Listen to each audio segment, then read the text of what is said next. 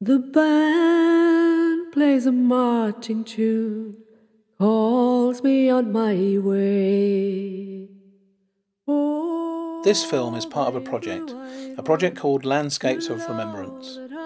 It's a project from York Archaeological Trust, and it's supported by the Heritage Lottery Fund. It's all about monuments commemorating the fallen in World War I and subsequent conflicts. It's all about volunteers as well. It's about volunteers going out and researching. It's about volunteers starting to think from an archaeological perspective, seeing landscapes as cultural and historical as well as physical places.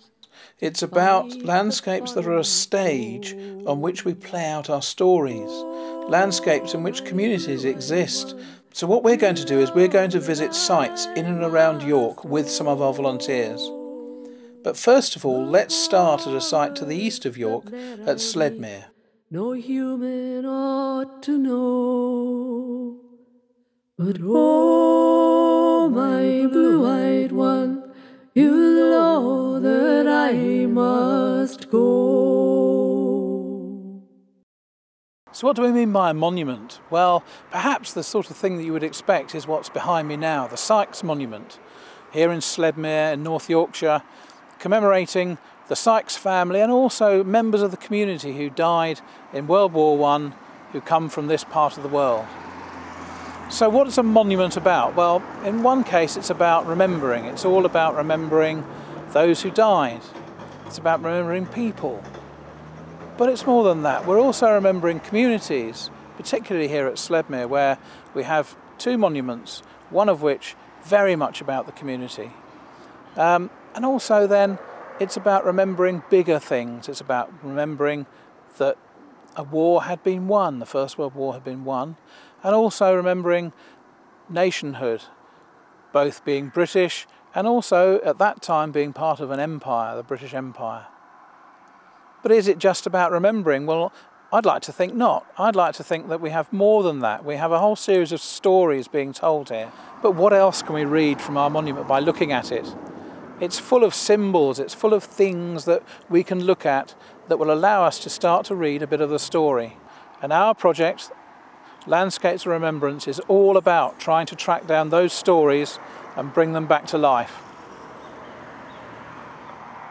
We've got a representation here of the defeated foe, the vanquished, and we're looking at a vanquished Goth or maybe a Hun, and they're being portrayed as being barbarians, even anti-Christian. You can see where a cross is held in the hand and has been inverted, almost suggesting that the people who've been defeated are pagans, defeated by a modern soldier. Wow, look at this one. This is Major Harold Brown of the Yorkshire Regiment, and he's vanquished not a barbarian, he's vanquished the Imperial Eagle of Germany. It's still putting up a fight, it's sinking its beak into his leg, but it is well and truly vanquished. So here we are actually looking at the commemoration of Sir Mark Sykes himself. So he's the Lord of the Manor, and we are looking at here perhaps the most heroic pose of all the commemorations we have here.